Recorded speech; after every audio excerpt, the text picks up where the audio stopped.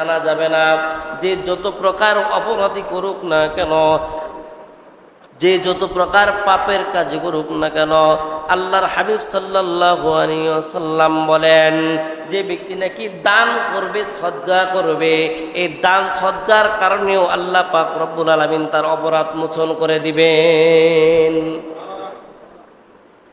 একটা নফল ইবাদত করলে একটা গুনাহ মাফ হয়।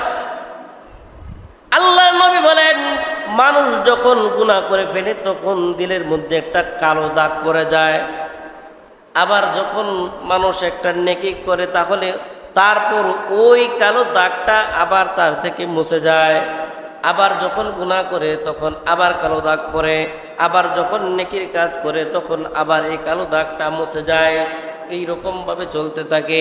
কিন্তু কবিরা গুনাহ যেগুলো আছে, কবিরা গুনাহ, বড় গুনাহ, কবিরা গুনাহ কেমন গুনাহ?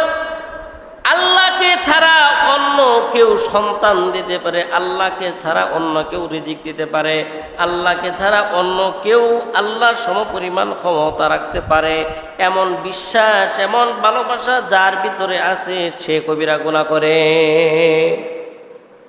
যার ভিতরে বিশ্বাস আছে আল্লাহ সন্তান দিতে পারে, অমুক পীর সাহেব সন্তান দিতে পারে, এই বিশ্বাস যাদের ভিতরে আছে, সে আল্লাহ তাআলার সাথে শরীক করলো। শরীক, যে ব্যক্তি আল্লাহ তাআলার সাথে শরীক করবে সে কবিরা গুনাহ করবে। আর এই কবিরা গুনাহ আল্লাহ রব্বুল আলামিন তওবা ছাড়া মাফ করবে না।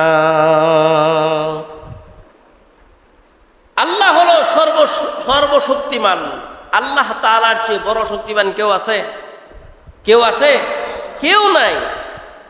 আল্লাহর চেয়ে বড় সর্বশক্তিমান আর কেউ নাই, আর কেউ নাই। যদি কেউ মনে করে তাহলে তার এটা ভুল হবে,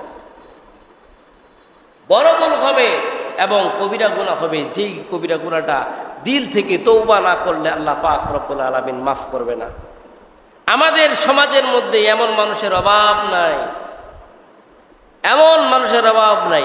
আমার সমস্যা হয়েছে, আমি কবিরাজি চিকিৎসা নিব, কিন্তু উসিলা রাখতে হবে যে এই কবিরাজের মাধ্যমে আল্লাহ পাক রব্বুল আলামিন আমাকে সুস্থতা দান করবে, এই ডাক্তারের মাধ্যমে আল্লাহ পাক রব্বুল আলামিন আমাকে সুস্থতা দান করবে, এই ঔষধের মাধ্যমে আল্লাহ তাআলা আমাকে সুস্থতা দান করবে, এই তাবিজের মাধ্যমে আল্লাহ তাআলা আমাকে সুস্থতা দান করবে।